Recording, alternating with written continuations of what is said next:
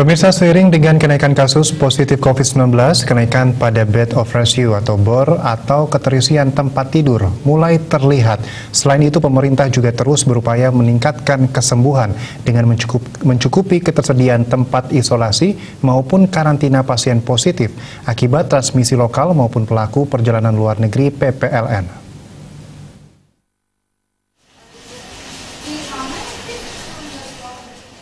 Peningkatan kasus positif turut meningkatkan angka kematian yang sama tingginya.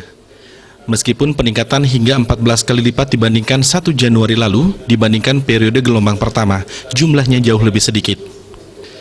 Rinciannya, jumlah kematian harian berkisaran di angka 28 kasus dan tidak setinggi jumlah kasus positif. Sedangkan pada gelombang pertama lalu, kematian mencapai hingga lebih dari 300 orang dalam satu hari. Selanjutnya, rata-rata bed occupancy rate atau BOR di rumah sakit rujukan tingkat nasional sebesar 13,89%, dengan DKI Jakarta penyumbang tertinggi mencapai 52%, disusul Banten 22%, dan Jawa Barat 16%. Kabar baiknya, 30 provinsi lainnya di Indonesia mampu mempertahankan BOR di bawah 10%. Terkait BOR ini, pemerintah mengantisipasi lonjakan pasien yang membutuhkan perawatan rumah sakit dengan meningkatkan jumlah tempat tidur untuk pasien COVID-19 hingga mencapai total 10.996 titik di ruangan isolasi dan ICU rumah sakit rujukan. Angka ini pun masih dapat dioptimalkan dengan mengkonversi hingga 40% apabila kebutuhannya bertambah di kemudian hari. Pemerintah juga berupaya mencukupi ketersediaan tempat isolasi maupun karantina pasien positif akibat transmisi lokal maupun pelaku perjalanan luar negeri atau PPLN. Pemerintah memastikan kesediaan tempat isolasi maupun karantina bagi pasien positif akibat transmisi lokal maupun PPLN yang mencukupi.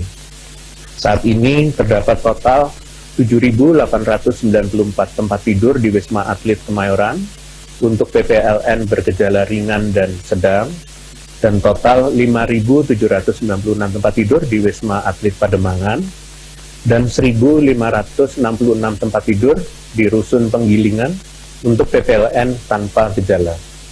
Total ada 444 tempat tidur di 6 rumah sakit rujukan untuk PPLN gejala berat, dan total ada 663 tempat tidur di 6 hotel dan tempat isolasi terpusat untuk PPLN tanpa gejala dan gejala ringan, serta total lebih dari 76.000 tempat isolasi terpusat di seluruh Indonesia. Selain itu, Kementerian Kesehatan mengakomodasi pasien positif yang sedang isolasi mandiri dengan layanan telekonsultasi dan pasien obat gratis. Layanan telekonsultasi ini dapat diakses melalui isoman.kemkes.go.id yang bekerjasama dengan 17 platform telemedicine. Sementara untuk masyarakat dengan keterbatasan akses telepon genggam dan internet, dapat melaporkan kasus positif atau kontak erat pada puskesmas setempat agar diberikan pemeriksaan PCR gratis untuk kontak erat. Di samping itu, konsultasi seputar gejala dan konsumsi obat COVID-19 dapat dilakukan juga secara langsung dengan petugas puskesmas di tempat tinggal masing-masing. Bali Pos melaporkan.